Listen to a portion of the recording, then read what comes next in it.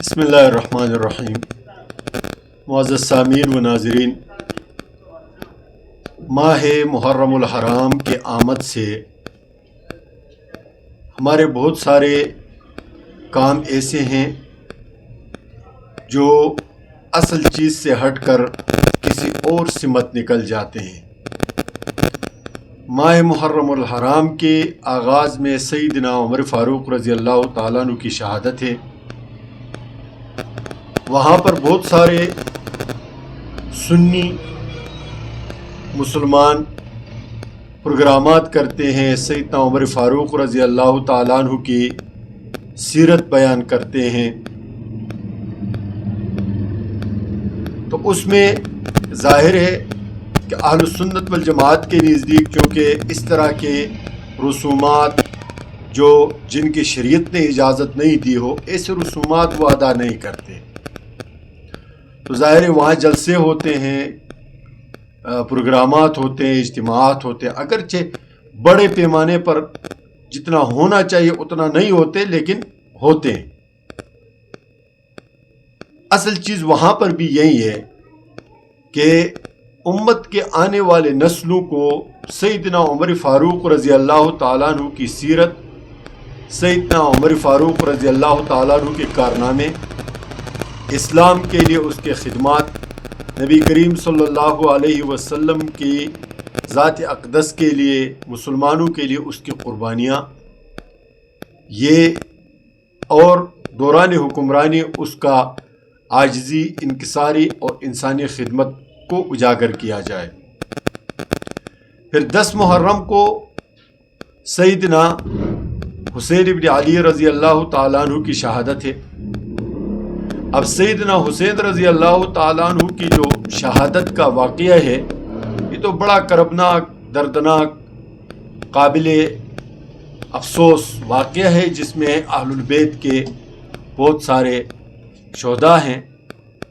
جو اسلام میں مشہور ہے، اور یزید کے دور حکومت میں یہ واقعہ ہوا، لہٰذا کسی نہ کسی حد تک یزید اس کا مجرم ہے۔ کم از کم یہ تو ہو سکتا تھا کہ بعد کے جن لوگوں نے یہ جرم کیا تھا ان کو کوئی سزا دے دیتا تاکہ اہل البیت کے دلوں کو ٹھنڈک پہنچے، لیکن ایسا نہیں ہو سکا۔ براہ راست وہ قتل میں شامل تھا یا نہیں تھا وہ تو الگ بات ہے، اور نہیں تھا کیونکہ وہ شام میں تھا اور ادھر کربلا جو ہے عراق میں ہے۔ لیکن مسئلہ یہ ہے کہ بعد میں وہ بحیثیت خلیفہ اس نے اہل البیت کا انتقام نہیں لیا، اور ہو سکتا ہے کہ اس کا اس میں دخل بھی ہو۔ مسئلہ یہاں پر یہ نہیں ہے، مسئلہ اصل میں 10 محرم کو اور اس سے پہلے جو عشرہ ہے، یہ ایک خاص طبقے نے نبی کریم صلی اللہ علیہ وسلم کے جلیل القدر صحابہ کرام کو گالیاں نکالنے، ان کی کردار کشی کرنے، ان پر تبرہ کرنے کے لیے ایک ڈھال بنایا ہوا ہے۔ واقعی کربلا ایک حادثہ تھا، اور یہ شیعہ مورخین بھی مانتے ہیں، اور جو انسان تھوڑا سا عقل بھی رکھتا ہے وہ بھی یہ بات مانتا ہے کہ یہ ایک حادثاتی شہادت تھی، اس کے لیے کوئی پلاننگ پہلے سے نہیں تھی۔ اس کی وجہ یہ ہے کہ، اور یہ میں کل پرسوں سید جواد نقوی صاحب کو سن رہا تھا، وہ کہہ رہا تھا کہ یہ پلاننگ بہت پہلے سے چل رہی تھی۔ اس میں وہ عبداللہ ابن زبیر رضی اللہ تعالیٰ عنہ کو بھی مورد الزام ٹھہرا رہے تھے، دیگر صحابہ کرام کو بھی وہ مورد الزام ٹھہرا رہے تھے، لیکن وہ اہل تشیع میں تھوڑا سا اعتدال پسند سمجھے جاتے ہیں، اس لیے وہ کھل کر بات نہیں کر رہے تھے، لیکن اس کے پورے تقریر کا مطلب اور خلاصہ یہی تھا۔ حالانکہ سیدنا عبداللہ ابن زبیر رضی اللہ تعالیٰ عنہ نے اپنے ساری زندگی بنو امیہ کے خلاف، اس نے امیر معاویہ رضی اللہ تعالیٰ عنہ کے خلاف تو کوئی وہ نہیں کیا، لیکن یزید کے بعد جتنے حکمران آئے، بعد میں بنو مروان آئے، ان سب کے خلاف وہ لڑتے ہوئے شہید ہوئے۔ تو اس نے کبھی بھی تلوار نہیں رکھی۔ تو حضرت حسین رضی اللہ تعالیٰ عنہ اگر اس کے ساتھ ہوتے تو اور بھی تقویت ہوتی، لیکن مسئلہ یہ ہے کہ ایک معمولی عقل رکھنے والا آدمی بھی یہ سمجھتا ہے کہ اگر یہ حادثہ نہ ہوتا تو آپ مجھے بتائیں کہ حضرت حسین رضی اللہ تعالیٰ عنہ کو جو خطوط لکھے اہل تشیع نے اور ان کے بڑوں نے، تو وہ کوفہ سے لکھے، اور انہوں نے حضرت حسین رضی اللہ تعالیٰ عنہ کو کوفہ آنے کی دعوت دی، اور حضرت حسین رضی اللہ تعالیٰ عنہ ادھر سے کوفہ کے لیے آئے۔ لیکن آپ حیران ہوں گے کہ شہادت سیدنا حسین رضی اللہ تعالیٰ عنہ کی جا کر کربلا میں ہوتی ہے۔ اب یہ کربلا کا جو راستہ ہے یہ کوفہ سے بالکل اس طرف ہے، شام کی طرف۔ اصل میں حضرت حسین رضی اللہ تعالیٰ عنہ کو جب اطلاع ہوئی کہ وہاں پر ابن زیاد کو گورنر مقرر کیا گیا ہے، اور ابن زیاد ایک سفاق قسم کا آدمی ہے، اس کے ساتھ کسی قسم کا کمپرومائز، کسی قسم کے مذاکرات نہیں ہو سکتے، لہٰذا میں کوفہ جاتا ہی نہیں ہوں، میں شام دمشق جا کر وہاں یزید کے ساتھ براہ راست بات کروں گا اس حوالے سے۔ تو وہاں سے وہ کوفہ کی بجائے شام اور دمشق کی طرف نکلا، لیکن پھر بھی ان ظالموں نے نہیں چھوڑا، جا کر کربلا میں یہ واقعہ ایک حادثاتی طور پر رونما ہوا۔ اس میں کس کا کردار زیادہ تھا؟ بلانے والے جو شیعہ تھے ان کا کردار زیادہ تھا، یا ادھر جنگ میں جو لوگ ابھار رہے تھے کیا وہ ان کا تعلق شیعان علی سے نہیں تھا؟ تو میں آپ کو بتاؤں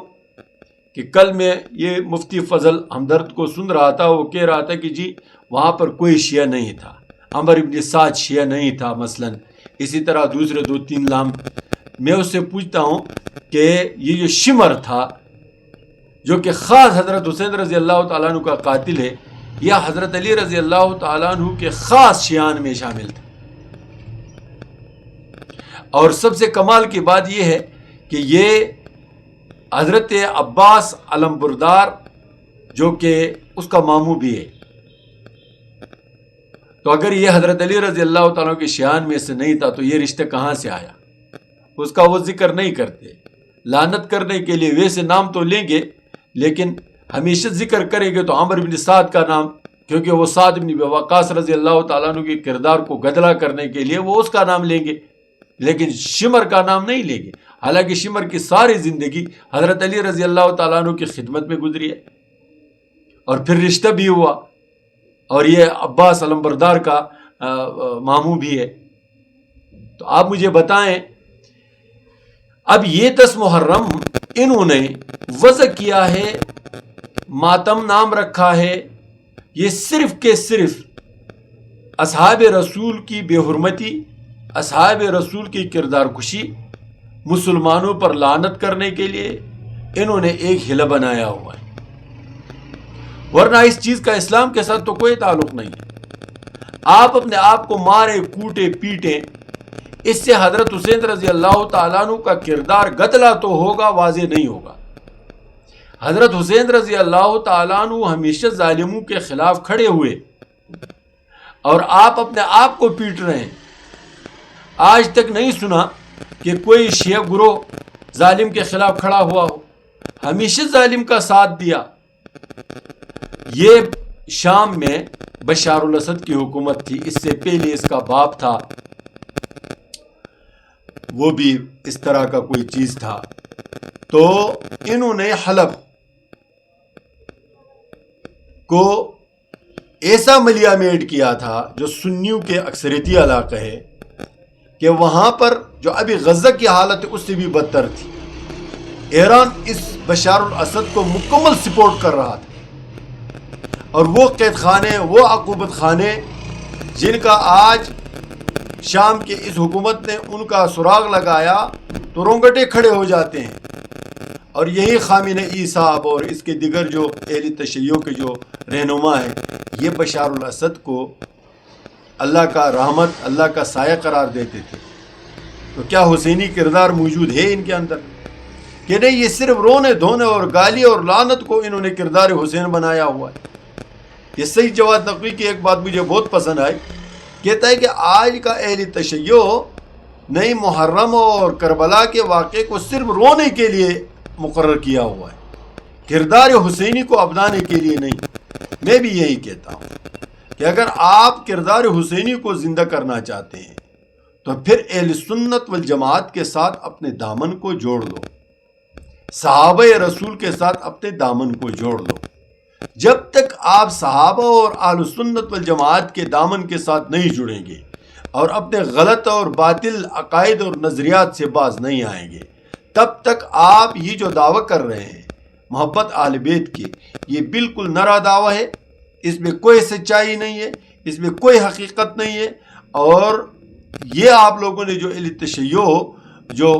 تشکیل دیا، یہ اسلام کا محاذی ایک دین بنایا ہوا، اس کا اسلام کے ساتھ کوئی تعلق نہیں۔ اللہ رب العزت ہمیں محرم کے